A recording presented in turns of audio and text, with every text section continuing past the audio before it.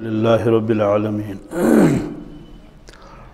والصلاة والسلام علی سید الانبیاء والمرسلین وعلی آلہ الطیبین الطاہرین وعلی من تبعہم بإحسان الی یوم الدین اما بعد۔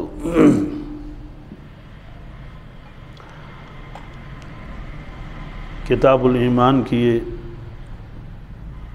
دوسری حدیث ہے جسے حدیث جبرائیل بھی کہتے ہیں، حدیث احسان بھی کہتے ہیں۔ اس کا بیان تو ہو چکا کہ اس حدیث کو محدثین نے فرمائی ام الاحادیث ہے، تمام حدیثوں کی ماں اور اصل۔ اس حدیث پاک میں دین کے تمام شعبوں کا تذکرہ ہے۔ یاد دہانی کے لیے میں اس کا خلاصہ بتاتا ہوں۔ راوی ہیں حضرت سیدنا عمر بن الخطاب رضی اللہ تعالیٰ عنہ۔ وہ فرماتے ہیں ایک مرتبہ ہم لوگ حضرت رسول اللہ صلی اللہ تعالیٰ علیہ وسلم کی خدمت میں بابرکت میں تھے۔ اچانک ایک نوجوان ظاہر ہوا جس کے کپڑے سفید تھے، صاف و شفاف، داڑھی کے بال اور سر کے بال کالے تھے۔ وہ نوجوان آیا اور حضرت رسول اللہ صلی اللہ علیہ وسلم کے قریب آ کر بیٹھا، اتنا قریب کہ اپنے زانوی مبارک کو رسول اللہ کی زانوی مبارک کے ساتھ ملا لیا، بالکل قریب۔ زانوں کے معنی آتے ہیں گھٹنے۔ پھر اس کے بعد انہوں نے رسول اللہ صلی اللہ علیہ وسلم سے خطاب کیا، یا محمد مجھے ایمان کے بارے میں بتائیے، ایمان کس کو کہتے ہیں؟ آپ نے اس کی تشریح کی۔ اس نے کہا اسلام کے بارے میں بتائیے، اسلام کس سے کہتے ہیں؟ آپ نے اس کی وضاحت کی۔ اس کے بعد اس نے کہا کہ مل احسان، احسان کیا چیز ہے؟ اخبرنی عن الاحسان، احسان کے بارے میں مجھے بتائیے، احسان کیا چیز ہے؟ یہ روایت بخاری و مسلم دونوں میں ہے، متفق علیہ روایت ہے۔ اور متفق علیہ روایت اس کو کہتے ہیں جس کو شیخین نے نقل کیا ہو، امام بخاری علیہ الرحمہ اور امام مسلم علیہ الرحمہ نے، اور راوی ان کا ایک ہی ہو۔ متفق علیہ روایت ہے، صرف ایک جگہ تقدیم و تاخیر ہے کہ امام بخاری رحمۃ اللہ نے یہی واقعہ پورا نقل کیا بعین ہی، لیکن انہوں نے پہلے تذکرہ کیا ایمان کا، اخبرنی عن الایمان، دوسرے نمبر پر اخبرنی عن الاسلام۔ امام مسلم نے پہلے اسلام کا تذکرہ کیا اور بعد میں ایمان کا تذکرہ کیا۔ اسے کوئی فرق پڑنے والا نہیں ہے، الفاظ ایک جیسے ہیں، صرف تقدیم و تاخیر اتنی ہے کہ بخاری نے پہلے ایمان کا تذکرہ کیا، امام بخاری نے، اور امام مسلم نے اسلام کا تذکرہ کیا۔ جب یہ سوال کیا گیا کہ اسلام کس سے کہتے ہیں، آپ نے فرمایا کہ آپ یہ گواہی دے دیں کہ اللہ تعالیٰ کے سوا کوئی عبادت کے لائق نہیں، اور اس چیز کی گواہی دیں کہ حضرت محمد مصطفیٰ صلی اللہ علیہ وسلم اللہ کے رسول ہیں۔ اور اسلام یہ ہے کہ آپ نمازوں کی پابندی کریں، زکوٰۃ دے دیں، رمضان کے روزے رکھیں، اور اگر حج کی طاقت ہے تو حج کر لیں۔ ایمان کے بارے میں آپ نے یہ فرمایا کہ آپ اللہ کی ذات پر ایمان لائیں، یقین کریں، اور اس کے سب فرشتوں پر، کتابوں پر، سب رسولوں پر، اور قیامت کے دن پر، اور بالخصوص تقدیر پر، خیر اور شر سب اللہ کی جانب سے ہے۔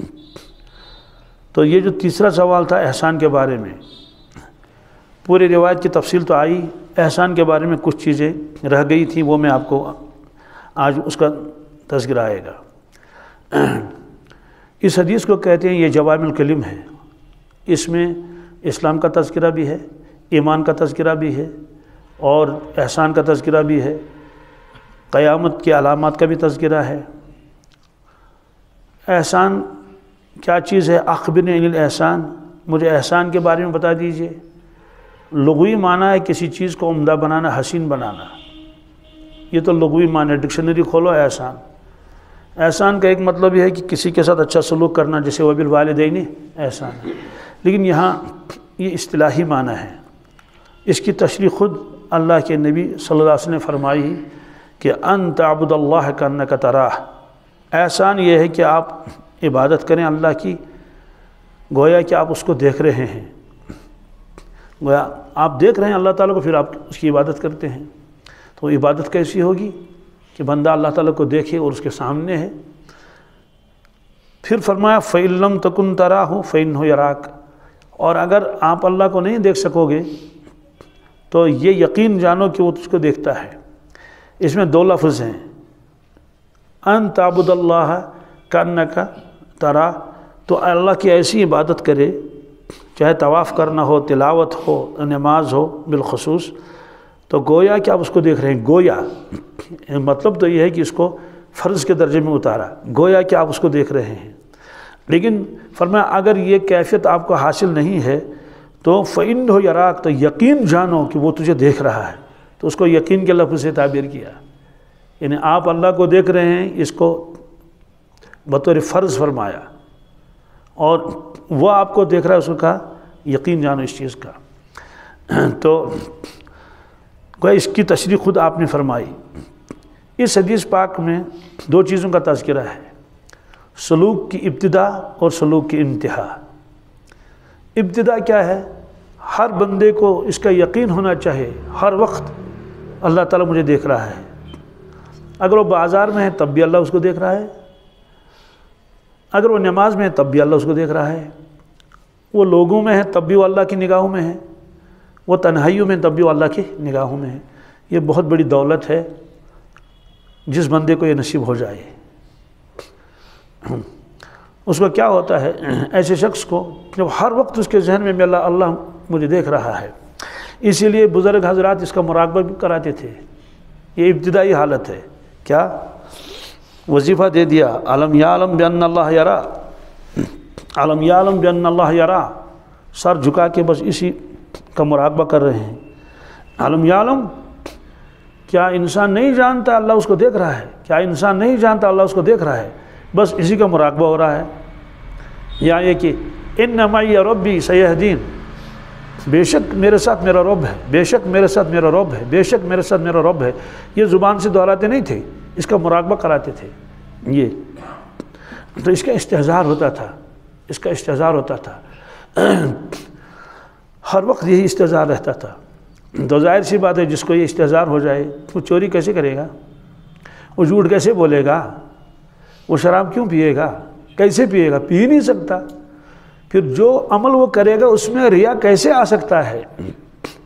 وہ کوئی عمل کر رہا ہے، وہ دیکھتا ہے میرا اللہ میرے ساتھ ہے، میرا اللہ مجھے دیکھ رہا ہے۔ تو جس طرح سے ایمان مطلوب ہے اور اسلام مطلوب ہے، احسان بھی مطلوب ہے۔ اگر یہ احسان کوئی چیز نہیں ہوتی تو اللہ کے نبی صلی اللہ علیہ وسلم فرماتے ہیں اسلام اور ایمان کافی ہے، جاؤ۔ ہم لوگوں کا حال کیا ہے؟ الحمدللہ ایمان بھی ہے، ظاہری اعمال بھی ہیں، شکر اللہ تعالیٰ کا، لیکن استحضار نہیں۔ کیا استحضار؟ وہ صفت احسان ہمارے اندر نہیں ہے۔ اور یہ جو فرمایا کہ آپ اللہ کی عبادت کرو گویا کہ تم اس کو دیکھ رہے ہو، یہ سلوک کی انتہا کا بیان ہے۔ اور فرماتے ہیں ہر بندہ جب عبادت کرتا ہے خوب، اگرچہ وہ ظاہری آنکھوں سے نہیں دیکھتا ہے لیکن اللہ تعالیٰ اس کے دل کی آنکھوں کو کھولتا ہے، وہ دل کی آنکھوں سے مشاہدہ کر لیتا ہے۔ اور سب سے زیادہ بڑا مشاہدہ اللہ کے نبی صلی اللہ علیہ وسلم کو حاصل ہوتا تھا۔ تو یہ دو ہو گئے، ایک ہے مقام مراقبہ کہ اللہ مجھے دیکھ رہا ہے، اللہ مجھے دیکھ رہا ہے، اللہ مجھے دیکھ رہا ہے، ایک ہے مقام مشاہدہ کہ بندہ دل کی آنکھوں سے اللہ تعالیٰ کو دیکھے، یعنی اس کی تجلیات۔ یہ اللہ کے نبی صلی اللہ علیہ وسلم کو حاصل تھا، انبیاء علیہ السلام کو بھی حاصل تھا اپنے اپنے اعتبار سے۔ اسی طرح سے اولیاء اعظام بزرگان دین کو بھی اپنے اپنے مرتبے کے اعتبار سے اللہ تعالیٰ عطا فرماتا ہے۔ اسی لیے ان کے اعمال میں ریا نہیں، ان کو عجب نہیں، ان کو غرور نہیں، سوال ہی پیدا نہیں ہوتا۔ ہر وقت اپنے آپ کو وہ گناہ گاری سمجھتے ہیں کہ ہم نے کچھ بھی نہیں کیا۔ اور حضرت مجدد الفسانی شیخ احمد سرہندی نے رحمۃ اللہ علیہ نے مکتوبات میں لکھا ہے، پہلے کسی بزرگ کا قول نقل کیا۔ قول کیا ہے؟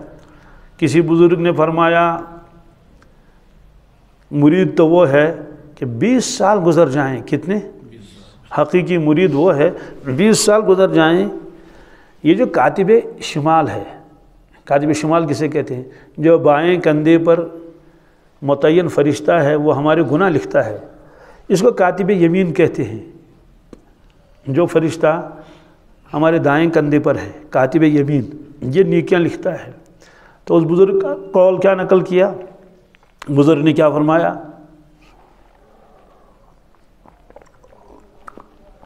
الحمدللہ کہ حقیقی مرید تو وہ ہے 20 سال گزر جائیں۔ کتنے؟ 20 سال گزر جائیں، 20 برس۔ یہ جو کاتب شمال ہے، اس کو لکھنے کا موقع ہی نہیں ملے گناہ، کیا وہ لکھے گا؟ کیا وہ لکھتا؟ غیبت لکھتا، حسد لکھتا، اور زبان سے کوئی غلط بات نکلی وہ لکھتا، کوئی اور چیز لکھتا، دل کے گناہ لکھتا، آنکھوں کے گناہ لکھتا۔ تو جب اس کو موقع ہی نہیں تو لکھے گا کیا؟ تو یہ اس بزرگ کا قول نقل کیا ہے، حقیقی مرید وہ ہے کہ 20 سال گزرنے چاہیے۔ کتنے؟ ایک دن نہیں۔ تو کاتب شمال کو لکھنے کا موقع نہ ملے، اس کے اوپر کیا فرماتے ہیں حضرت؟ فرماتے ہیں کہ میری تو یہ کیفیت ہے، میری تو مجھے لگتا ہے کہ 20 سال گزر گئے، 20 سال میرا کاتب یمین بیٹھا ہوا ہے، میرا کاتب یہ کچھ بھی نہیں لکھتا، سب کاتب شمال لکھتا ہے۔ کاتب یعنی 20 سال گزر گئے، میرے نامہ اعمال میں ایک نیکی بھی نہیں لکھی جاتی ہے، یہ میری کیفیت ہے، اور 20 سال سے کاتب شمال یہ لکھ رہا ہے، یہ گناہ لکھ رہا ہے۔ پھر حضرت نے فرمایا یہ بناوٹ نہیں، کیا یہ تکلف نہیں، اس پر میں قسم کھاتا ہوں اور دلائل دے سکتا ہوں، یہ حضرت کا جملہ ہے۔ کیا فرمایا؟ اللہ نے جو مجھ کو مرتبہ عطا فرمایا ہے، اس مرتبے کو جب میں دیکھتا ہوں تو اپنے اعمال کو دیکھتا ہوں، میرے سارے اعمال مجھے گناہ نظر آتے ہیں، میرے سارے اعمال مجھے ہر وقت اللہ ایسی مجھے ترقی دے دیتا ہے۔ تو جب میں نیچے نظر ڈالتا ہوں تو میں سوچتا ہوں کہ یہ نماز بھی گناہ تھی، کیا یہ اس دربار کے لائق نہیں تھی، یہ تلاوت بھی اس دربار کے لائق نہیں، یہ بندگی بھی اس دربار کے لائق نہیں۔ اسے دید قصور کہتے ہیں۔ کیا یہ دید قصور یہ اصطلاح ہے، اور اس اصطلاح کو خود حضرت مجدد الفسانی نے بنایا ہے، دید قصور۔ یہ دید قصور کسی کو مل جائے دنیا اور آخرت کی دولتیں مل گئی۔ دید قصور کیا ہے؟ نیک اعمال کرنے کے بعد یہ سوچے یہ اللہ کے دربار کے لائق نہیں، یہ اللہ کے دربار کے، اور یہ حقیقت ہے، ہمارا کون سا سجدہ اللہ کے دربار کے لائق ہوگا؟ اگر اللہ تعالیٰ محشر کے میدان میں یہ فرمائیں گے 2 رکعتیں لاؤ، کیا جن 2 رکعتوں میں تو کامل استحضار تھا اللہ کا اور اپنی بندگی کا احساس تھا، ہم تو 2 رکعتیں ایک سجدہ بھی نہیں لا سکتے، تو یہ استحضار ہے۔ تو اللہ کے نبی صلی اللہ علیہ وسلم کو یہ مشاہدہ ہوتا تھا نماز میں، چاہے باطنی چشمانی مبارک سے ہی صحیح بہرحال ہوتا تھا، مشاہدے میں رہتے تھے رسول اللہ صلی اللہ علیہ وسلم۔ فرشتے تو نظر آ ہی جاتے تھے، اس کا کون انکار کرے گا؟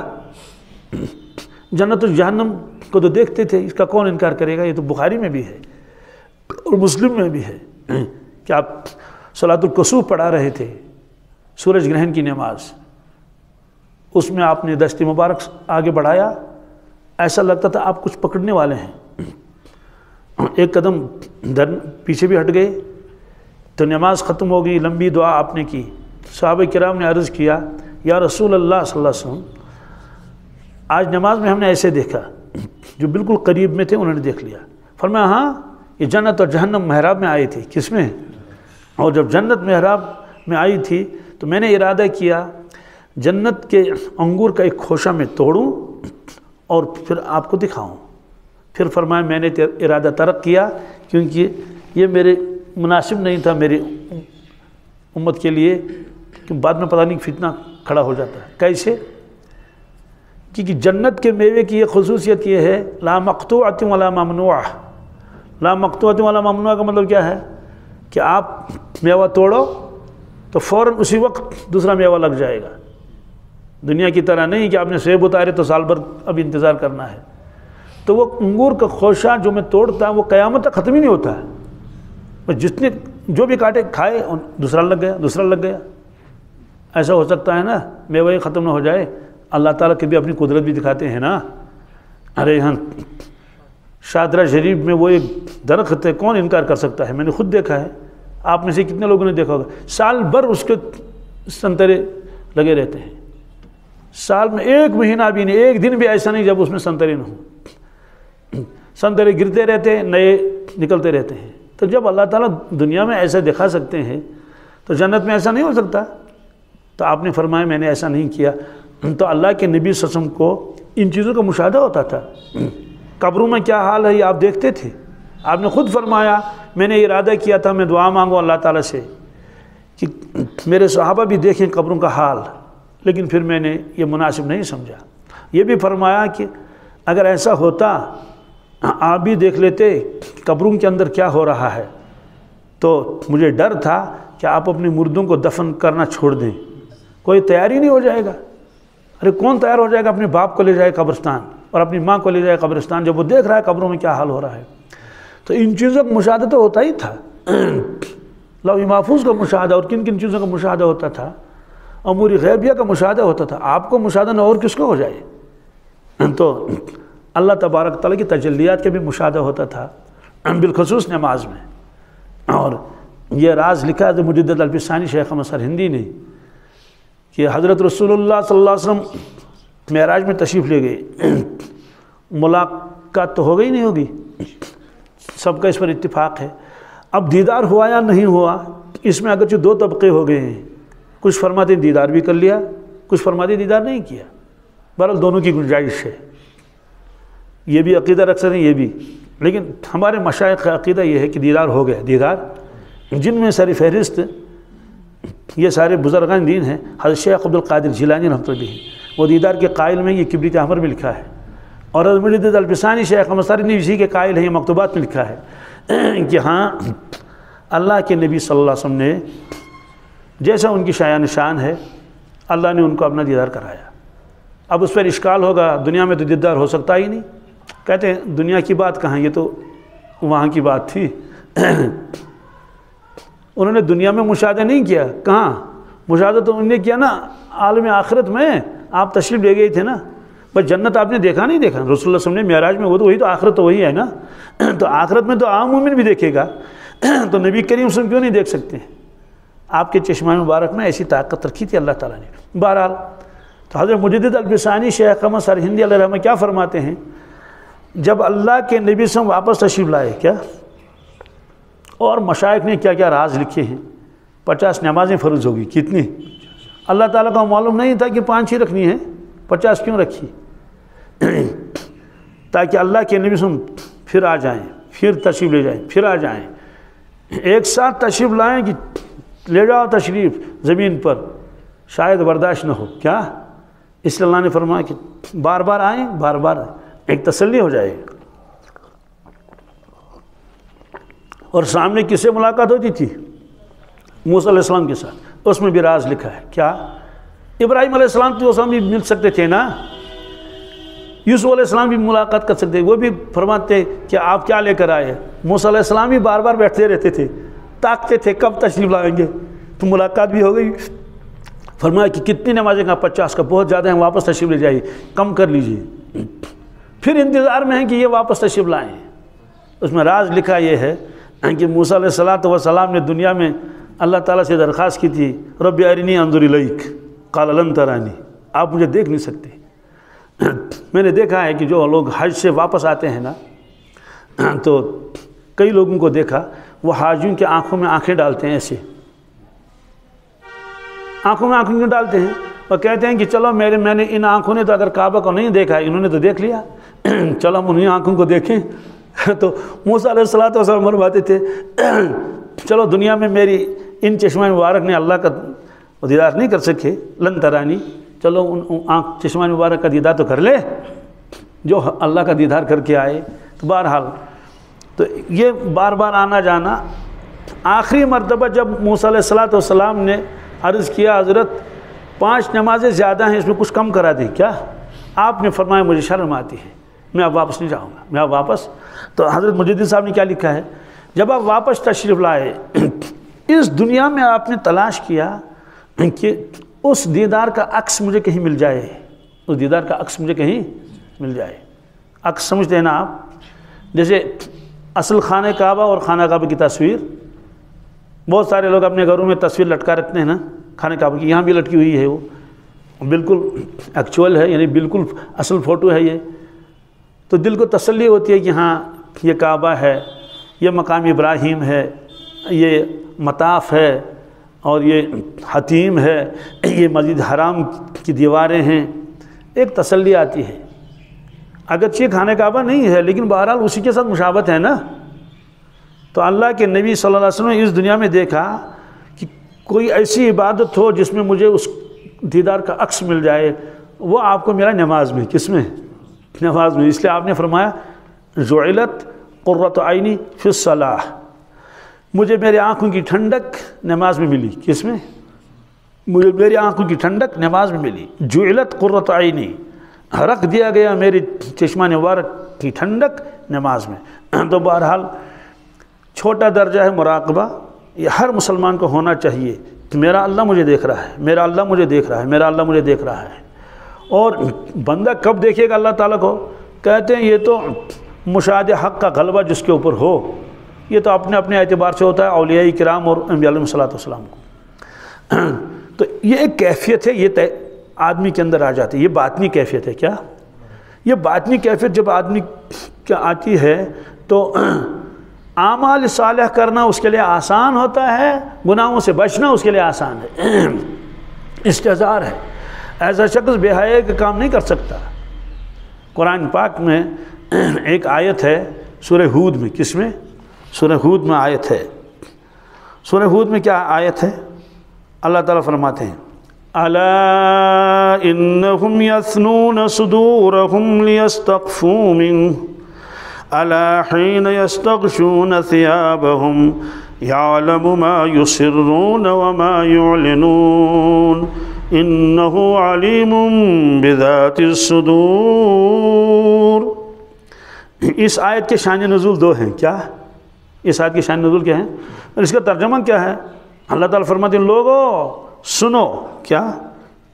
بے شک وہ لوگ اپنے سینوں کو دوہرا کرتے ہیں. کیا کرتے ہیں؟ دوہرا کرنے کا مطلب کہ جب آدمی جھک جائے گا ایسا لگتا ہے کہ سینہ کیا ہو گیا؟ دوہرا ہو گیا نا، ایسا ہو گیا. جھکاتے ہیں. کیوں؟ تاکہ چھپائیں اس سے، تاکہ وہ چھپائیں اللہ تعالیٰ سے. کیا چھپائیں؟ اپنی باتیں. اللہ تعالیٰ نے فرمایا سنو تم نے دوہرا کیا اپنے آپ کو، اس سے کیا ہوگا؟ الا حین یستغشون ثیابہم، سنو جب وہ کپڑوں کو اوڑھتے ہیں اپنے اوپر، یعلم تب بھی اللہ جانتا ہے ما یسرون و ما یعلنون، جو چھپاتے ہیں جو وہ ظاہر کرتے ہیں. اللہ سے کوئی چیز چھپی ہوئی نہیں ہے. ظاہر تو کیا اللہ باطن بھی جانتا ہے. انہ علیم بذات الصدور. اس کا ایک مطلب کیا ہے؟ اس کا ایک مطلب یہ ہے جب مشرکین رسول اللہ صلی اللہ علیہ وسلم کے خلاف سازش کرتے تھے تو وہ بند کمروں میں بیٹھتے تھے، دروازے بند کر دیا اور پردے ڈال دیے، قریب قریب آ گئے. وہ چپکے باتیں کرتے تھے. پھر کہتے تھے کیا یہ معلوم ہو جائے گا محمد صلی اللہ علیہ وسلم کو؟ تو کیا کہتے تھے؟ قالوا اذا اغلقنا ابوابنا وارسلنا ستورنا، جب ہم نے دروازے بند کر دیے، پردوں کو ڈال دیا، واستغشینا ثیابنا، اپنے اوپر چادر ڈال دی. کیا ڈال دی؟ چادریں ڈال دیتے قریب، اور وثنینا صدورنا، اور سروں کو جھکایا، سینوں کو جھکایا، قریب آگے تاکہ کوئی نہ سنے. کس چیز پر؟ علی عداوت محمد صلی اللہ علیہ وسلم، حضور کی عداوت اور دشمنی پر. فکیف یعلم بنا، کیسے معلوم ہوگا ان کو؟ اللہ تعالیٰ نے فرمایا کہ مجھے معلوم ہے، مجھے سب بتا دوں گا اپنے نبی کو، سب بتا دوں گا اپنے. ایک تو یہ ہے. دوسرا اس میں لکھا ہے یہ صحابہ کرام کے بارے میں نازل ہوئی آیت. کیا؟ صحابہ کرام کو استحضار ایسا تھا اللہ تبارک تعالیٰ کا. انہوں نے عرض کیا یا رسول اللہ صلی اللہ علیہ وسلم، ہم جب باتھ روم میں جاتے ہیں تو وہاں تو استنجا کا تقاضا پورا کرنا ہے، بشریت ہے نا، تو کپڑے کھولنے پڑتے ہیں. کیا؟ تو کیا کریں؟ اس لیے وہ لوگ اپنے آپ کو چھپاتے تھے، ایسے بہت کہیں بھی جاتے تھے۔ تو اللہ تعالیٰ نے فرمایا کہ اس کی ضرورت نہیں ہے، یہ تمہاری بشری ضرورت ہے۔ کیا ہے؟ اس سے کہاں تک بچو گے؟ بچ نہیں سکتے۔ ایسا استحضار تھا کس کا؟ اللہ تبارک تعالیٰ کا، کہ اللہ تعالیٰ ہم کو دیکھ رہا ہے اور ہم اس وقت برہنہ ہو رہے ہیں۔ یہی وجہ ہے کہ حضرت عثمان غنی رضی اللہ تعالیٰ عنہ، جس کو حیا کا اعلیٰ مقام ملا ہے نا، وہ اصدقم حیاء عثمان، کتابوں میں لکھا ہے زندگی بھر کبھی برہنہ انہوں نے غسل ہی نہیں کیا۔ غسل کرتے تھے تہبند لگا کے، کیا تنہائیوں میں بھی تہبند۔ ایسا استحضار تھا اس کے اوپر، کس کا؟ حیا کا غلبہ تھا۔ تو صحابہ کرام کے اوپر حیا کا غلبہ تھا۔ اللہ تعالیٰ نے فرمایا کہ یہ تو مجبوریاں ہیں تو کرنا ہی پڑے گا، اور جس وقت تم کپڑے اوڑھتے ہو، لحافوں کے اندر ہوتے ہو، تب بھی تو تم میری نگاہوں میں ہوتے ہو، تمہاری کون سی چیز مجھ سے چھپی ہوئی ہے؟ سوال صحابہ کرام کو ایسا استحضار اور یہ صفت احسان کیسے ملا تھا؟ ببرکت حضرت رسول اکرم صلی اللہ علیہ وسلم۔ ان کو ایک بیٹھک میں یہ کیفیت حاصل ہوتی تھی۔ کس میں؟ ایک بیٹھک۔ حضرت عبداللہ بن عمر فرماتے ہیں، میں سفر میں جا رہا تھا، راستے میں نے دیکھا ایک چرواہا ہے، بکریاں چرا رہا ہے۔ تو میں نے الیک سلیک کر کے اس سے کہا، بیٹے ہم کو دودھ پلاؤ۔ اس نے کہا حضرت یہ بکریاں میری نہیں ہیں، میں غلام ہوں۔ انہوں نے کہا کہ پھر کیا ہوا؟ ایک بکری کا دودھ نکال کے دے دو، ہم پیسے دے دیں گے۔ انہوں نے کہا حضرت مجھے اس کی اجازت نہیں۔ تو حضرت نے فرمایا ذرا اس کا اور امتحان کر لیں۔ کہا کہ چلو ایک بکری ہی دے دو، ہم آپ کو پیسے دے دیں گے۔ انہوں نے کہا اس کی بھی اجازت نہیں۔ انہوں نے کہا تمہارا مالک یہاں تھوڑا ہی ہے، اور اتنی بکریوں کو کون روزانہ گنے؟ بکریاں تو وہی گنے گا جس کی 4 ہوں، 5 ہوں۔ کہیں گے بھائی 5ویں کہاں گئی، یہ 4 ہی کیوں ہے؟ جس کے 200 بکریاں ہوں، 150 بھیڑ ہوں، وہ مالک روزانہ گنے گا کیوں؟ اور اگر گنے گا بھی، اگر ایک کم بھی ہو جائے، وہ کہے گا کہ گنتی میں فرق آ گیا ہوگا، یہ برابر ہے۔ اس لیے آپ کا مالک یہاں ہے نہیں، دے دو ایک بکری اور پیسے لے لو۔ اس نے کہا میرا مالک یہاں نہیں آئے نا اللہ۔ کیا کہ اللہ کہاں گیا؟ وہ تو مجھے دیکھ رہا ہے۔ کہ میں حیران ہو گیا، ایسا متقر پرہیزگار، اتنا استحضار اللہ کا۔ تو میں نے اس کے بعد اپنا ناشتہ کھولا، ناشتہ دان، اور روٹیاں تھیں اور چیزیں۔ میں نے کہا آؤ بیٹے ناشتہ کر لو، کھانا کھا لو۔ اس نے کہا حضرت انی صائم ہوں۔ کیا؟ میں تو روزے سے ہوں بیٹے۔ انہوں نے کہا بیٹے نہ رمضان ہے آج، نہ کوئی ایسا دن ہے جس کی فضیلت حدیثوں میں آئی ہوں، ایام 20 بھی نہیں ہے، محرم الحرام بھی نہیں ہے، اور ذی الحجہ کے پہلا اشرا بھی نہیں ہے، تو آج روزے کا کیا ہے؟ انہوں نے کہا حضرت مجھے کوئی کام تو ہے نہیں، میں نے سوچا کہ میں ان دنوں میں روزہ رکھوں۔ کیا؟ میں روزے رکھتا ہوں۔ کہا مجھے تعجب ہو گیا۔ میں نے کہا اچھا بیٹے آپ کے مالک کا نام کیا ہے؟ تو انہوں نے پورا بتایا ایڈریس۔ تو میں جب سفر سے واپس آیا تو پھر اس کے مالک کے پاس گیا، تو میں نے اس کے مالک سے کہا کہ یہ بیڑوں کا ریوڑ مجھے دے دے۔ انہوں نے کہا حضرت میں نے اپنے لیے ہیں لیکن کیا کروں، آپ جب کہہ رہے ہیں چلو اتنے بیڑ لے لو۔ انہوں نے کہا غلام بھی دینا پڑے گا کیا؟ اس نے کہا حضرت بس یہ نہ مانگی۔ کہا کیوں؟ کہا ایسا غلام تو مجھے ملے گا نہیں کہیں۔ انہوں نے کہا مجھے تو اسی کی ضرورت ہے، ورنہ بیڑ تو اور بھی مجھے مل جائیں گی دوسری جگہوں میں بھی۔ تو بہرحال کیا کرے گا، یہ تو صحابی ہیں، تو بہرحال مجبور ہو گیا۔ انہوں نے کہا ٹھیک ہے حضرت آپ کی بات میں ٹال نہیں سکتا، تو سودا ہو گیا۔ انہوں نے کہا وہ جنگل میں ہے۔ کس میں ہے؟ حضرت کو معلوم تھا، گئے وہاں، السلام علیکم وعلیکم، پہچان لیا تو وہ فلاں شخص ہے۔ کہ بیٹے میں نے یہ ریوڑ خریدا تمہارا، جتنی بھی اس میں بکریاں ہیں، مالک سے بات ہو گئی۔ انہوں نے کہا اللہ برکت دے دے، لے لیں۔ میں نے آپ کو بھی خریدا کیا؟ اس نے کہا استغفر اللہ انا للہ۔ کہا کیوں؟ کہ آپ نے مجھے خریدا، میں اپنے مالک کو چھوڑنا نہیں چاہتا تھا۔ اس نے کہا لیکن میں نے خریدا آپ کو۔ کہا چلو ٹھیک ہے، جب جو مرضی اللہ کی۔ اس نے کہا سنو بیٹے میں نے تم کو خریدا، میں تمہارا مالک ہوں، میں تمہیں آزاد کرتا ہوں کیا؟ جاؤ میں نے تجھے آزاد کر دیا، اور یہ بھیڑ بکریاں تمہیں ہدیوں میں ہیں۔ کس میں؟ کیا تقوی بھی کیا چیز ہے! ابھی تک تو وہ غلام تھا اور مالک کی بکریاں پالتا تھا، اس کے تقوی اور اس پرہیزگاری کی بنیاد پر اللہ نے فرمایا تم کو آزاد بھی کر دیں گے اور یہ بکریاں تمہاری ملکیت میں آ جائیں گی۔ حضرت نے فرمایا نہ مجھے تمہاری بکریوں کی ضرورت ہے نہ مجھے تمہاری ضرورت ہے، میں یہ چاہتا تھا ایسا شخص غلام نہ رہے، ایسا شخص غلام نہ رہے۔ تو چرواہے کو ایسا استحضار تھا. تو صحابہ کرام کو یہ نسبت بس مجلس میں بیٹھتے ہی حاصل ہو جاتی تھی. اس کے جب نبوت کا زمانہ دور ہوتا گیا اس میں کمی آتی گئی. بعد میں مشائخ نے کہا کہ کاش وہ نسبت پھر حاصل ہوتی. انہوں نے کہا تو اس کے لیے تو محنت کرنی پڑے گی، ذکر و اذکار کرنے پڑیں گے.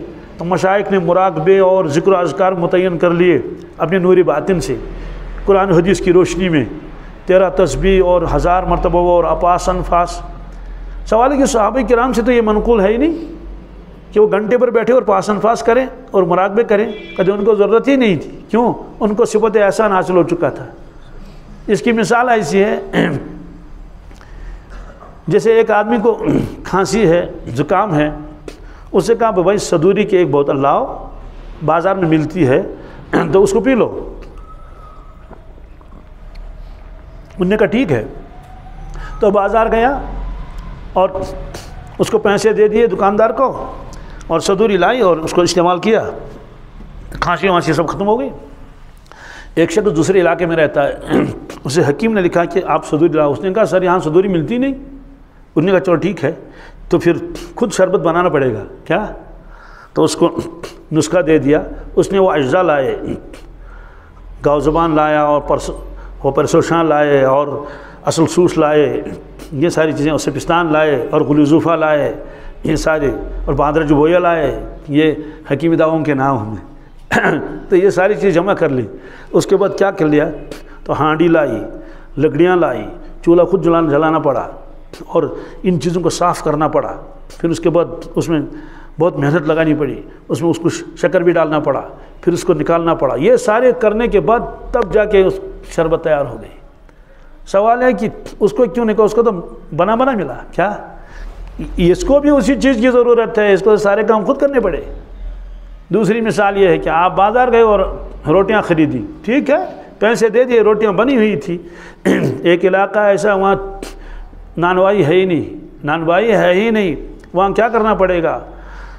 وہاں تو آٹا بھی نہیں ملتا ہے، یا وہاں تو آٹا بھی زمین کھودنی پڑے گی، جوتنی پڑے گی، ہل چلانا پڑے گا، پانی بھرنا پڑے گا، بیج ڈالنا پڑے گا.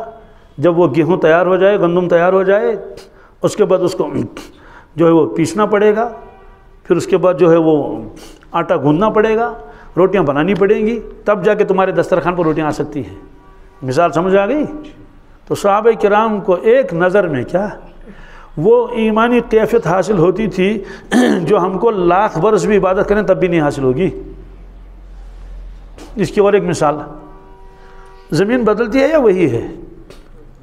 جو جون میں تھی وہ آج بھی ہے، دسمبر میں بھی وہی زمین ہوتی ہے. سورج بھی وہی ہوتا، بدلتا ہے، وہی ہے.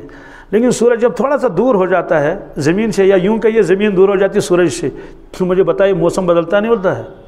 نل جم جاتے ہیں، برف باری ہوتی ہے، لوگ حمام جلاتے ہیں، کانگڑیاں استعمال کرتے ہیں، گرم کپڑے پہنتے ہیں، باہر نکلنے کی ہمت نہیں. میں ایک مرتبہ جا رہا تھا، سردی کا موسم تھا، وضو کر کے فوراً نکلا. ایک آدمی نے مجھے دیکھا، گھبرایا. کیوں؟ تو وہ جو ہے وہ پانی سارا جم گیا تھا، کس میں؟ داڑھی میں. ششرگانٹا اصل داڑھی بس کیا. تو وہ گھبرا گیا، پتہ شنگی مش کیا گئے یہ. تو مجھے بتائیے، زمین بھی وہی ہے، سورج بھی وہی ہے، زمین تھوڑی سی دور ہو گئی، دیکھو کیسی کیفیت ہو گئی ہے نا. تو مجھے بتائیے، جب نبوت کا زمانہ قریب تھا، سورج بالکل سامنے تھا، ہے نا، تو گرمی تھی یا نہیں؟ تو کانگڑی استعمال کرنے کی کیا ضرورت تھی؟ گرم کپڑے لگانے کی کیا ضرورت تھے؟ حمام جلانے کی کیا ضرورت تھی؟ کوئی ضرورت نہیں. بلکہ گرمی زیادہ تھی تو پنکھا چالو کرو. تو اللہ کے نبی صلی اللہ علیہ وسلم ایمان کے کان ہیں، احسان کے کان ہیں. کانیں ہوتی ہیں نا جی، تو جو سامنے بیٹھے گا اس کو صفت احسان کیسے حاصل نہیں ہو جائے گا؟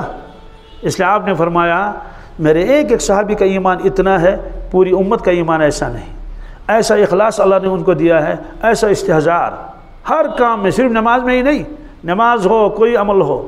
آپ نے یہ خود فرمایا کہ اگر میرا امتی اخلاص کے ساتھ جبل احد کے برابر سونا خرچ کرے، پہلے دیکھو جبل احد کیا، 7 کلومیٹر لمبا، 3 کلومیٹر چوڑا، پھر وہ گیہوں اور گندم اور چاول نہیں خرچ کر رہا ہے، وہ سونا خرچ کر رہا ہے. کیا سونا اس کی کتنی قیمت ہے، جبل احد کے برابر سونا خرچ کرے اخلاص کے ساتھ، کیا یہ بھی لگائے، ریاکاری نہیں، اخلاص کے ساتھ۔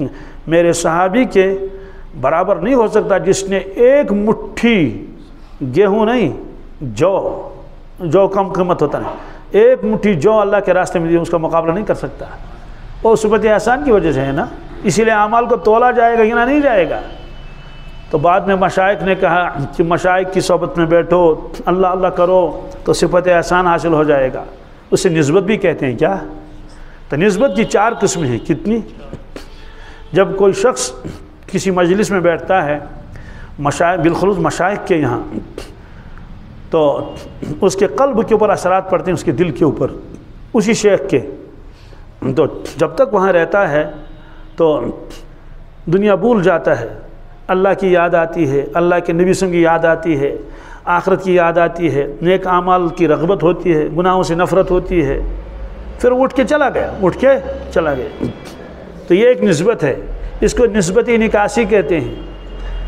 یہ لکھا ہے حضرت شاہ عبدالعزیز صاحب محدث دہلوی نے تفسیر عزیزیہ میں لکھا ہے، کہا کہ اس کی مثال تو ایسی جیسے ایک آدمی عطر فروش کی دکان پر گیا، جب تک وہ بیٹھا رہے گا بدبو آئے گی، خوشبو آئے گی، تو خوشبو تو آنی چاہیے نا، تو عطر فروش کی دکان ہے، جب تک وہاں رہے گا بس اس کا دماغ معطر ہے، خوشبو آ رہی ہے، لیکن جب وہ وہاں سے اٹھ کے چلا جائے گا تو خوشبو ساتھ تھوڑی ہوگی، تھوڑی دیر تک تو رہے گی، اس کے اثرات ختم ہو گئے۔ یہ نسبت انعکاسی ہے۔ جب آدمی دینی مجلسوں میں، دینی محفلوں میں، خانقاہوں میں بزرگان دین کے ساتھ بیٹھتا ہے تو ایک نسبت حاصل ہو جاتی ہے، لیکن یہ کمزور ہے۔ یہ بعد میں ماحول میں چلا گیا تو بس وہی بن گیا۔ جیسے تبلیغی ساتھی جب تک تبلیغی میں رہتا ہے تو بڑا تہجد بھی پڑھتا ہے اور اشراق چاش بھی پڑھتا ہے، جب گھر آتا ہے تو آہستہ آہستہ وہ کیفیت ختم ہو جاتی ہے۔ پھر گھر والے شکایت کرتے ہیں، کہتے ہیں کہ یہ چلی تھی تھا ونچن فجری پڑھن چلہ لگا کر آئے، اب تو یہ فجر کی نماز بھی نہیں پڑھتا۔ تو دوسری نسبت ہے، اس کو نسبت القائی کہتے ہیں۔ کیا؟ القائی۔ اس کی مثال کیا ہے؟ اس کی مثال دی حضرت نے تاکہ سمجھ میں آ جائے۔ ایک آدمی کے پاس شمع ہے، موم بتی ہے، لیکن وہ بجھی ہوئی ہے، وہ اب اس کو جلانا چاہتا ہے، کیسے؟ پھونکوں سے جلائے گا؟ کیا پھونکوں سے تو بجھایا جا سکتا ہے۔ وہ تلاش کر رہا ہے کہیں مجھے ایک شمع ملے، آگ ملے، تاکہ میں اپنے شمع کو روشن کروں۔ تو مشائخ کے یہاں گیا تو مشائخ کی موم بتی جل رہی تھی، شیخ کی موم بتی۔ یہ تھوڑی دیر وہاں رہا اور بہت قریب رہا تو اس کے اوپر اس کے اثرات آ گئے۔ گویا کہ اس شخص نے اپنی موم بتی کو شیخ کے موم بتی کے قریب کر دیا تو اس نے آگ پکڑ لی۔ کیا؟ شیخ کی آگ کم نہیں ہوئی، ظاہر سی بات ہے، وہ آگ تو برابر ہے نا، لیکن وہ آگ اس میں بھی منتقل ہو گئی۔ سائنسی دور ہے نا، آپ کے موبائل میں جتنا ہے دوسروں کو ڈال سکتے ہیں، نہ ڈال سکتے؟ اپنا رہے گا ڈیلیٹ ہو جائے گا، اپنا بھی رہے گا اور اس کو بھی ڈال دیا۔ تو ایسے شیخ کی صحبت میں بیٹھا، اس کے اوپر اثرات آ گئے مرید کے اوپر، وہ چلا گیا۔ بالکل شمع جل رہی ہے، لیکن ظاہر سے ہوا کی جھونکوں سے تو بچانا پڑے گا نا، تو چمنی لگانی پڑے گی، فانوس اوپر سے کچھ نہ کچھ کرنا پڑے گا۔ تو فرمایا کہ اس کی حفاظت کی ضرورت ہے، اس کی حفاظت کی۔ تو 2 نسبت ہو گئی۔ تیسری نسبت ہے، اس کو اصلاحی کہتے ہیں۔ کیا؟ کہ بہت زمانے تک شیخ کی خدمت میں رہا، اس کے ساتھ رابطہ رہا، یہاں تک کہ مضبوط ہو گیا، اس کی نسبت بہت مضبوط ہو گئی۔ اب وہ کسی بھی ماحول میں جائے، امریکہ جائے، چین جائے، جرمن جائے، جاپان جائے، گانے والوں میں جائے، تماشوں کہیں بھی جائے، اس کی نسبت ختم نہیں ہو سکتی، وہ پختہ ہو گیا۔ کیا؟ اس کی اور ایک مثال بھی ہے، کچی اینٹ کو باہر رکھو تو اس کے اوپر چھت لگانا ضروری ہے، چھت اٹھ گیا تو بارشیں اور برف کی وجہ سے وہ مٹی بن جائے گا نہیں، ختم ہو جائے گا آہستہ آہستہ، اگرچہ چند دن لگ جائیں گے، مہینہ 2 مہینہ، لیکن بہرحال اس کا وجود ختم ہو جائے گا، جتنی برف زیادہ بڑھے گی اور جتنی بارش۔ تو 2 مہینے 3 مہینے برف کے نیچے وہ چٹا رہا کچی اینٹوں کا، جا کے دیکھو اس کی کیا حالت ہو گئی ہے۔ لیکن یہی اینٹ اگر آپ نے پہلے کس میں بھر دی؟ بٹھی میں بھر دی نا، تو ظاہر سی بات ہے وہاں یہ آگ میں رہی، اس کے بعد نکالو، اس کو پختہ ہو گئی، ڈال دو پانی میں، کس میں ڈال دو؟ 6 مہینے کے بعد نکالو تب بھی نکلے گی، پختہ ہی ہوگی، اس میں کمی نہیں ہوگی۔ تو یہ نسبت کہلاتی ہے نسبت اصلاحی۔ کیا؟ یہ مشائخ کے یہاں جو پہلے زمانے کے بزرگ جاتے تھے کہ 6 مہینے لگا رہا تھا، سال لگا رہا تھا، 4 سال لگا رہا تھا، آتا جاتا تھا، تو اس کی اصلاح ہوتی تھی۔ اب اس کی نسبت کیسی ہے؟ مثال دی ہے حضرت نے، ایک بڑا دریا ہے، ایک بڑا جیسے دریائے جہلم ہے، اور دریائے ستلج ہے، اور دریائے برہم پتر ہے، اور دریائے گنگا ہے، دریائے جمنا ہے، کوئی بھی بڑا دریا۔ ایک آدمی نے بہت محنت کر لی، اس دریا سے ایک ندی لائی اپنے آنگن تک۔ کہاں تک؟ ایک چھوٹی سی ندی، بڑی محنت کرنی پڑی، پانی لایا، پانی آ گیا، پانی ہوا کے جھونکوں سے اب اس کو کچھ نہیں ہوگا، اس کے صحن میں پانی پہنچ گیا۔ وہاں اس نے حوض بنایا تو پانی آ رہا ہے، آگے جا رہا ہے، وہ پانی استعمال کر رہا ہے۔ ہاں اس میں کوڑا کرکٹ آ سکتا ہے کیا؟ تو نگرانی کی ضرورت پڑتی ہے، نگرانی کی، کوڑا کرکٹ ختم کر دیا۔ تو 3 نسبتیں ہوگی۔ آخری نسبت کیا؟ جس میں مرید شیخ جیسا ہو جاتا ہے، جس میں مرید، وہ نسبت اتحادی ہے۔ کیا؟ صحابہ کرام میں نسبت اتحادی حاصل ہوئی تھی حضرت ابوبکر صدیق کو رضی اللہ عنہ۔ کیا؟ بالکل۔ اسی لیے قرآن پاک کے اندر کچھ آیتیں ایسی ہیں، حدیثوں میں اس کا تذکرہ ہے، اور جب دیکھتے ہیں سوانح حیات اور سیرت پاک رسول اللہ صلی اللہ علیہ وسلم کی اور حضرت ابوبکر صدیق کی، ہزاروں چیزیں ملتی جلتی ہیں۔ اس پر ایک کتاب لکھی ہے پیر صاحب نے، کیا؟ یہ رہے سلامت تمہاری نسبت۔ اس میں لکھا ہے کہ دونوں میں کتنی مشابہت ہے، کس کس کے درمیان؟ حضرت رسول اللہ صلی اللہ علیہ وسلم کے درمیان اور حضرت ابوبکر صدیق کے درمیان۔ تو نسبت اتحادی حاصل ہو گئی تھی۔ اور نسبت اتحادی کے بارے میں لکھا ہے کہ مرید کی آواز شیخ کی آواز سے ملتی جلتی ہے۔ مرید کا حلیہ شیخ کے حلیہ سے کیا ہوتا ہے؟ ملتا جلتا ہے، تو اس کو اعلیٰ درجے کی نسبت حاصل ہو جاتی ہے۔ تو خلاصہ یہ ہے، یہ جو صفت احسان ہے، اس کے بغیر کوئی چارہ نہیں، اس کے اوپر کوئی، کم از کم اتنا تو ہونا چاہیے، ہر وقت استحضار رہے میرا اللہ مجھے دیکھ رہا ہے۔ ہماری نمازیں مضبوط کیوں نہیں ہے؟ دھیان نہیں ہے۔ ورنہ نماز کیا ہے؟ واقعی ملاقات ہے اللہ تعالیٰ کے ساتھ۔ کیسے؟ حدیث پاک میں ہے، وہ حدیث آگے آئے گی۔ اللہ تعالیٰ فرماتے ہیں میں نے سورہ فاتحہ کو اپنے اور اپنے بندے کے درمیان میں تقسیم کر رکھا ہے، آدھا اس کا آدھا میرا، آدھا میرے بندے کا آدھا میرا۔ اللہ تعالیٰ فرماتے ہیں، یہ روایت بخاری میں بھی ہے اور بھی کتابوں میں ہے، کہ بندہ جب الحمد شریف شروع کرتا ہے الحمدللہ رب العالمین، اللہ تعالیٰ جواب دیتے ہیں حمدنی عبدی، میرے بندے نے میری تعریف کی۔ الرحمن الرحیم، اللہ تعالیٰ جواب دیتے ہیں اثنا علی عبدی، میرا بندہ میری ثناخوانی کرتا ہے۔ اب وہ کہتے ہیں مالک یوم الدین، اللہ تعالیٰ جواب دیتے ہیں مجدنی عبدی، میرا بندہ میری بزرگی بیان کرتا ہے۔ اب وہ کہتے ہیں ایاک نعبد و ایاک نستعین، اللہ تبارک تعالیٰ جواب دیتے ہیں ھذا بینی و بین عبدی، یہ تو میرے اور میرے بندے کے درمیان میں مشترک ہے۔ یہ آیت کیا؟ اس میں 2 کام ہیں۔ بندے نے کہا اے اللہ ہم تیری عبادت کرتے ہیں اور تجھ سے مدد مانگتے ہیں، اللہ نے فرمایا ایک کام تیرا ایک کام میرا، عبادت کرنا تمہارا کام ہے، مدد کرنا میرا کام ہے۔ اس سے معلوم ہوا اگر کوئی بندہ یہ چاہے اللہ میری مدد کرے، پہلے عبادت تو کر لے، کیونکہ اس میں پہلے ایاک نعبد آیا، ایاک نستعین پہلے نہیں آیا۔ ایاک نعبد، یا اللہ ہم تیری عبادت کرتے ہیں، بندگی کرتے ہیں، فرما برداری کرتے ہیں۔ اللہ نے فرمایا ہم تیری مدد کریں گے، ہم تیری آگے اہدنا الصراط المستقیم۔ تو اللہ تعالیٰ فرماتے ہیں ولی عبدی ما سأل، ولی عبدی جو مانگے گا میں دے دوں گا۔ تو ایک طرح سے ملاقات ہے۔ تو اللہ تبارک تعالیٰ متوجہ ہو جاتے ہیں جب بندہ نماز پڑھتا ہے کامل توجہ کے ساتھ۔ ویسے تو اللہ تعالیٰ ہر ایک کو دیکھتا ہے، لیکن جب بندہ نماز شروع کرتا ہے اللہ تعالیٰ خاص نگاہ کرم اس پر ڈالتا ہے۔ اس کا ثبوت قرآن پاک میں بھی ہے۔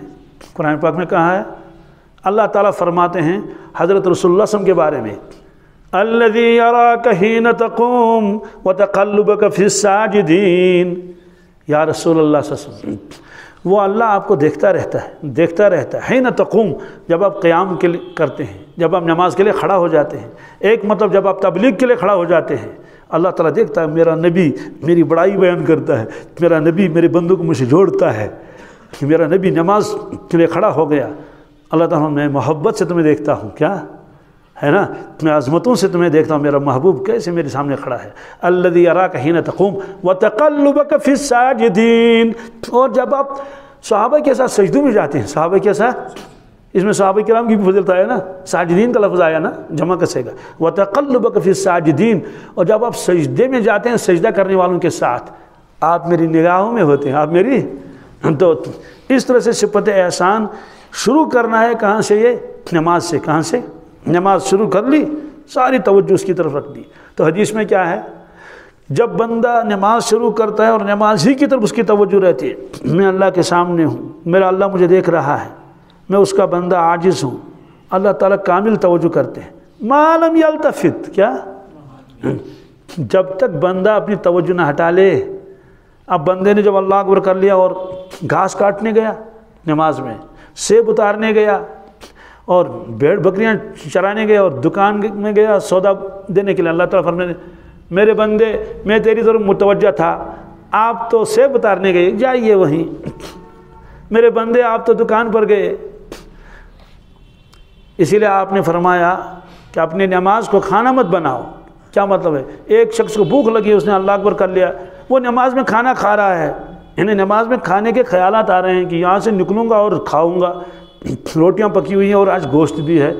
فرماتے ہیں یہ نماز پڑھ رہا ہے، کھانا کھا رہا ہے، اور تمہاری نماز کھانا ہے. تمہاری نماز تو کسی کی نماز کھیلنا ہے کہ اس کو معلوم ہے کل میچ ہے اور وہ عاجزی سے خیالوں میں چھکے مار رہا ہے اور وکٹ کے اوپر وکٹ لے رہا ہے، تو اس سے اللہ تعالیٰ فرمائیں گے میرے بندے تو نماز پڑھ رہا تھا لیکن تو چوکے مار رہا تھا اور چھکے مار رہا تھا، اور جو آپ نے کئی کیچ کر لیے. تو یہ ہے. تو کوئی بندہ تو کھیل میں گیا، کوئی بندہ تو دکان پر گیا، کوئی بندہ تو بھیڑ چرانے گیا.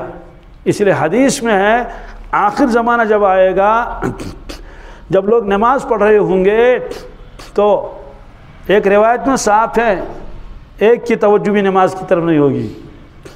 تو اس کو ڈاکٹر اقبال صاحب نے فرمایا تھا کہ تیرا امام بے حضور تیری نماز بے حضور، ایسے امام سے گزر ایسی نماز سے گزر. تو اس کی ضرورت ہے، اس کے بغیر کوئی چارہ. تو شروع کریں گے نماز سے، پھر دکان پر بیٹھے گا میرا اللہ مجھے دیکھ رہا ہے، طواف کر رہا ہے میرا اللہ مجھے دیکھ رہا ہے، کوئی بھی خلوت میں ہے میرا اللہ میرے ساتھ ہے. تو یہ حدیث احسان ہے، یہ حدیث احسان ہے. تو جب یہ کیفیت آ جاتی ہے دل میں، پھر دین پر چلنا آسان بھی ہوتا ہے، اور نمازوں میں مزہ، تلاوت میں مزہ، دعاؤں میں مزہ. تو اس سے بندہ ترقی کرتا ہے ترقی. تو اس کے بغیر کوئی چارہ نہیں ہے. فرمایا اس سے دین کامل ہو جاتا ہے. کیا؟ کیسے کامل ہو جاتا ہے؟ جو عبادت کرے گا اللہ کی رضا کے لیے کرے گا، توجہ کے ساتھ کرے گا. اس لیے اعمال کو تولا جائے گا، وزن کیا جائے گا، کس کی نماز کا کتنا وزن ہے، کس کی تلاوت کا کتنا وزن ہے. تو یہ حدیث جبریل میں ایک چیز رہ گئی تھی، وہ اخبرنی عن الاحسان، یا رسول اللہ صلی اللہ علیہ وسلم مجھے آپ خبر کر دیں احسان کیا چیز ہے. آپ نے فرمایا ان تعبد اللہ، کہ اے اللہ کے بندے جو انسانی شکل میں آیا تھا، آپ اللہ کی عبادت ایسے کرو جیسے تم اس کو دیکھ رہے ہو. آخری کلام. ایک مالک باغ میں ہے، اس کے نوکر کام کر رہے ہیں، مالک وہیں بیٹھا ہوا کرسی پر، اور وہ کام بھی کر رہے ہیں دیکھ بھی رہے ہیں. کام کا اندازہ کیسا ہوگا؟ کیسے کر رہے ہوں گے نا، دیکھ بھی رہے ہیں نا کہ خرچ حضرت تو دیکھ رہے ہیں، کام کا اندازہ لوگ. اور اگر وہ گھر گیا، کون؟ مالک گھر گیا، تو ظاہر کام کا اندازہ ویسا نہیں ہوگا، کام کا اندازہ دوسرا ہوگا. تو معلوم ہوا کہ جب استحضار ہوتا ہے تو عبادت کا انداز الگ ہوتا ہے، جب استحضار نہیں ہوتا ہے تو عبادت کا انداز الگ ہوتا ہے. سستی بھی آتی ہے، کاہلی بھی آتی ہے، ریاکاری بھی آتی ہے. تو یہ صفت احسان ہے. اللہ تبارک تعالی ہم سب کو صفت احسان عطا فرمائے. اور یہ صفت احسان کہاں حاصل ہوگی؟ مشائخ کے پاس جا کر، اور ان کو اپنے دل کے حالات بتانے ہیں، ان کی مجلسوں میں بیٹھنا ہے، اور جو بتائیں گے ذکر و اذکار. کیا؟ اور اس کے بغیر چارہ بھی نہیں. کس کے بغیر؟ کیونکہ یہ چیز بنی ملے گی نہیں. خواجہ صاحب نے کسی نے خواجہ صاحب سے کہا تھا کہ یہ جو تمہارے سینے میں ہے یہ میرے سینے میں منتقل کر لو. کیا کر لو؟ کچھ اس طرح کے الفاظ. حضرت نے فرمایا میں ملی مجھے نہیں ہے یوں. کیا؟ میں مجھے ملی نہیں ہے. قلب و جگر ہیں، قلب و جگر ہوئے ہیں خوں، کیوں میں کسی کو مفت دوں، میں میری مفت کی نہیں. ملی مجھے نہیں ہے یوں، قلب و جگر ہوئے ہیں خوں، کیوں میں کسی کو مفت دوں، میں میری مفت کی نہیں. مطلب تو اس سے کہا کہ کچھ مجاہدہ تو کر لو، مجھے تو مفت نہیں ملا ہے، تجھے کیسے مفت ملے گا. اللہ تعالیٰ صفت احسان ہم سب کو عطا فرمائے. دعا کر لیں. اللہم